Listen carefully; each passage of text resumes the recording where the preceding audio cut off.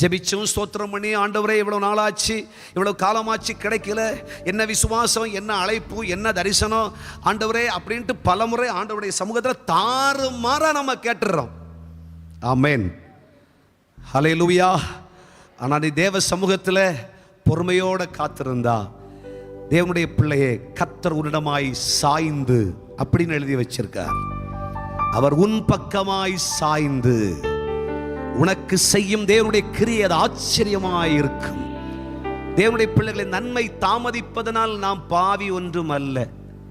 கையை தூக்கி அல்லேலூயா சொல்லுங்க. ஹல்லேலூயா. ஆமா, படித்து முடிச்சு இவ்வளோ நாள் ஆச்சு, வேலை கிடைக்கல, அதனால நீ ஏதோ பாவம் செஞ்சுட்ட, ஏதோ கல்யாணம் தாமதம் ஆயிடுச்சு, நீ பாவம் செஞ்சுட்ட, ஏதோ குடும்பத்தில் வேலை கிடைக்கல பாவம் செஞ்சுட்ட, ஏதோ இவ்வளோ நாளாக வீடு கட்ட முடியல பாவம் செஞ்சுட்ட, அதில் வீடு கட்டினவங்க எல்லாம் நீதிமானோ நீ பாவியோ அப்படின்றதெல்லாம் இல்லைங்க. ஹல்லேலூயா.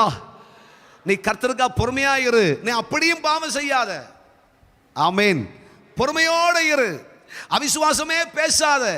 கர்த்தர் எல்லாம் எனக்கு நன்மைக்காக செய்வார், காலம் தாமதிப்பதும் எனக்கு நன்மைக்காக. ஆமென். தேவன் ஒரு காரியத்தை எனக்கு தூரப்படுத்துகிறார் என்றால் அது என் நன்மைக்காக. நடந்ததெல்லாம் நன்மைக்காக, நடப்பதெல்லாம் நன்மைக்காக. தன்னுடைய பிள்ளைகளுக்கு தேவன் செய்கிற நன்மை ஒரு கண் காணவும் இல்லை, ஒரு காது கேட்கவும் இல்லை. நீ அறியாத ஒரு சிந்தை கெட்டாததுமான பெரிய காரியத்தை கர்த்தர் உனக்கு செய்ய போகிறார். தாமதிக்கிறதினாலே நீ பாவி என்று சொல்லாதே. ஹல்லேலூயா.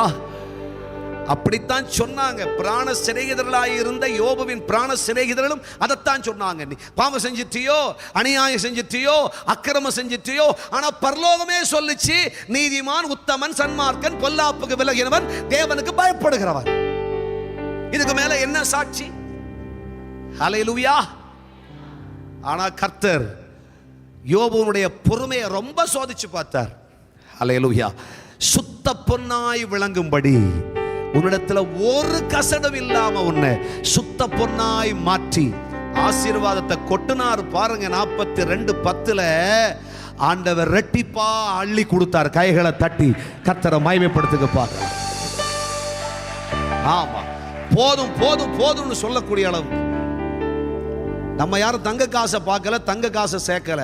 ஆனா யோபுவுக்கு வந்ததெல்லாம் தங்க காசு. அல்லேலூயா சொல்லுங்க. பைபிளில் படிச்சு பாருங்க வீட்டில் போய். தேவனுடைய பிள்ளைகளே, அவ்வளவு ஆசீர்வாதத்தை கர்த்தராகிய தேவன் அவ்வளவு மகிமையாய் கொடுத்தார்.